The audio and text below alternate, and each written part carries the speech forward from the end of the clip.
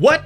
2 Zenless Zone Zero videos? You freaking bet there is, because there's something really important that I want to talk about Zenless Zone Zero, and it's something that I'm worried a lot of new players are going to do, and that is going to be rushing through the story. Now, I don't know about you, but I'm a longtime viewer of gacha content and gacha content creators. I was a longtime viewer of Tectone back at the beginning of Genshin Impact and just a little bit before that, and I always felt this need and this push that when I was watching these gacha content creators play these games, that I wanted to keep up with them. Even though it's largely a single player game and rushing and sprinting through the content has no personal benefit to myself, I was always putting this pressure to want to keep up, to want to feel like I was being part of it.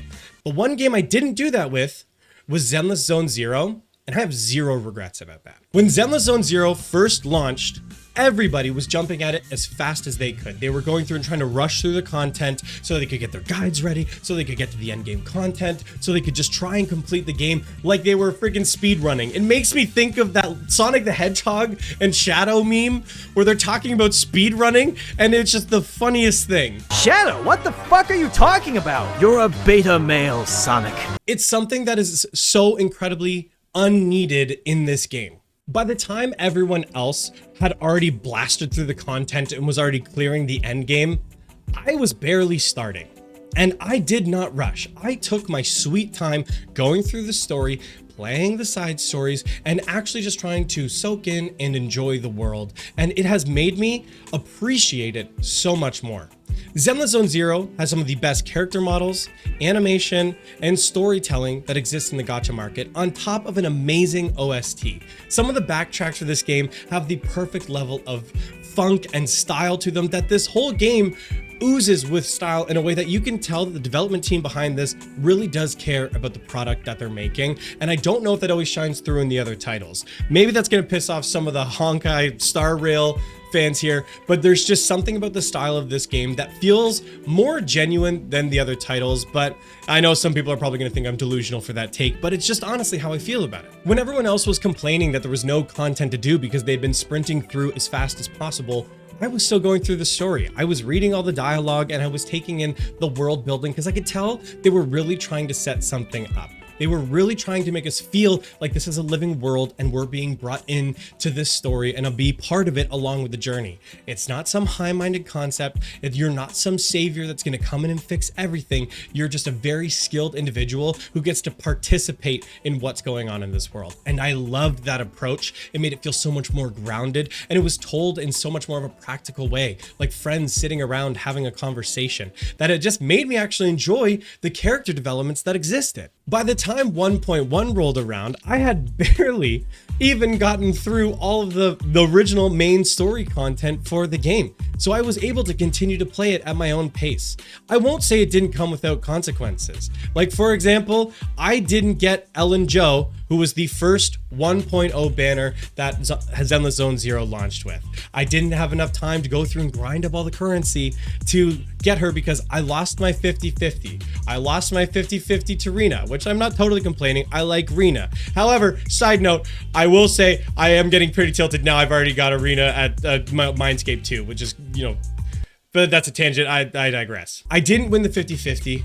Maybe I could have continued to roll, but instead I opted to save to get Juyuan. And to be honest, I had a ton of fun playing with Juyuan, and I still use her today whenever I'm running an Ether team. And I'm running her with Nicole, who's one of the free characters you get in the game.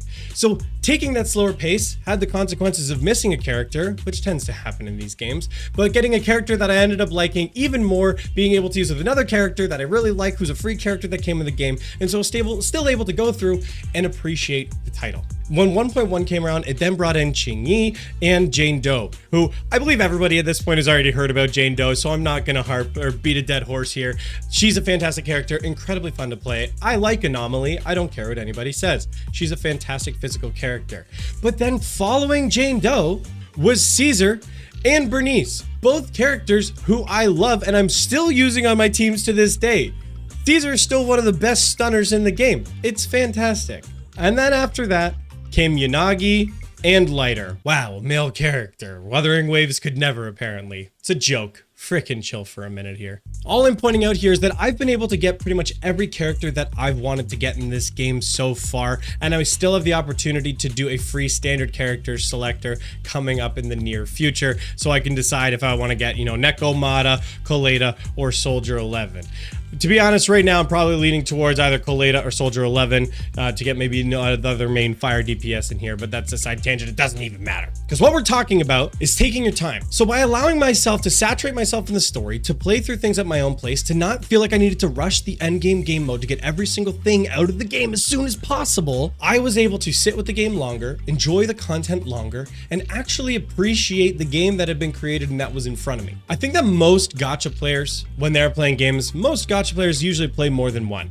And I think often are trying to rush through to grind out their accounts as fast as possible and almost treat their game like it's an MMO. Like it's this endless grind that's like never going to stop. And to some degree, there's like a small fraction of truth in that, and that yes, there is going to be a little bit of end game grinding when it comes to the equipment in the game, when it comes to the artifact system here, where you're going to need to, yes, maybe get the most optimal equipment pieces or drive discs in the game. But here's the thing, you don't actually have to. This game is structured in a way that you can clear everything you need to with a fairly basic set of disk drives. And yes, if you want to go hardcore and grind some of the later endgame content in a more difficult way, you totally can, but you don't have to. You can just appreciate the game for what it is. If you've seen any of the teasers for 1.4, you know that a lot of it showed all of the various factions in the game all come together. We see all of the various characters we meet in the various story chapters, which again, I'm gonna reiterate, is a lot of story chapters. Like I can just scroll through this whole timeline here and there's a ton that has gone on and taken place in this game. Each chapter and each part of the story really emphasizes building the relationships with the different factions in the game, which then allows for later on when everything really does come to a head where we're really seeing all of these characters come together, it actually serves as a worthwhile payoff. Every faction plays a part in the story. Every faction is necessary in one form or another, or at least pulls their weight in a way that really rewards players for investing time in it. I've heard some people take a more recent stance that game story doesn't really matter for the longevity of a game. I don't think that's true. I think the game story is almost as equally as important as the gameplay for the game. I think you need to have a balancing act between the two, because it's the story and the development that makes you feel more invested in the characters, that makes you want to pull them, that makes you want to engage with all elements of the game beyond just the gameplay.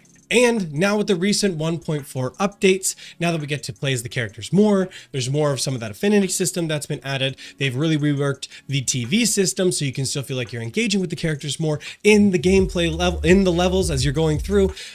They've done nothing but improve on this. And all I can say is that if this is the trajectory that the game is on, if this is the direction that they're going with it, just at 1.4, I'm very optimistic for the future trajectory of this game. But I want to end with the point, like I said at the beginning, take your time with the game. Don't feel like you need to rush. I know some people are feeling like with the release of Miyabi and 1.4 that they need to sprint through the content so they can get to the latest stuff. Don't do it. It will be there for you when you get there. The endgame content is not going anywhere. Getting through the story is not a barrier for you getting Miyabi, which by the way, she is available for the entire duration of this update. There's still 32 days left in her banner. Why am I harping on this point so much? Is because I feel like a lot of people don't engage with the content that is created around this game. And I'm not saying this as someone selfish, like I'm going to be creating a bunch of Zenless Zone Zero content in the future.